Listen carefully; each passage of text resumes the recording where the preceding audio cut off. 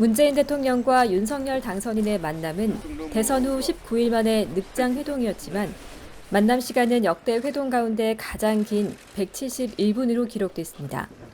대선 이후 내내 용산 집무실 이전, 공공기관 인사권 등을 놓고 양측의 신경전이 팽팽했지만 회동 분위기는 시종일관 화기애애했다라고 배석한 장제원 당선인 비서실장이 전했습니다.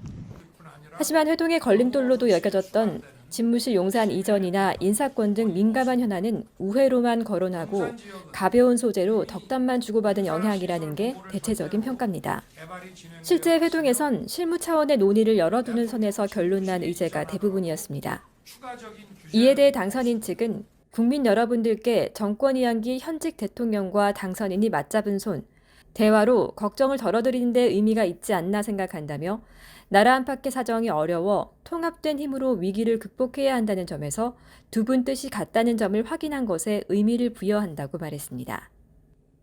코로나19 손실 보상을 위해 윤 당선인이 요구하고 있는 50조 규모 추경 편성이나 회동의 뇌관으로 부상했던 감사원 감사위원 임명, 한행 촌재 인성 등은 모두 청와대 이철희 정무수석과 인수위 장제원 실장 간 실무 협의로 구체적으로 이어나가기로 했습니다.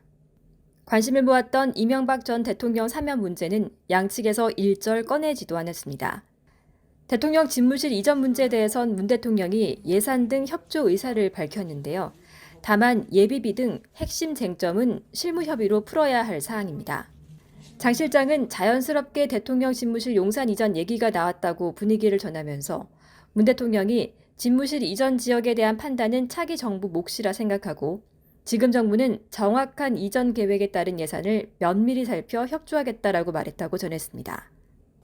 판단은 차기 정부의 몫이라고 했지만 정확한 이전 계획에 따른 예산을 면밀히 살펴 협조하겠다라는 일종의 조건부 약속을 한 셈입니다.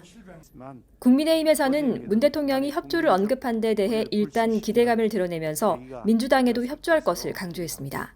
문재인 대통령께서 새 정권의 성공을 진심으로 기원하며 협조를 약속하신 만큼 민주당도 문 대통령과 뜻을 같이 해주기를 바랍니다.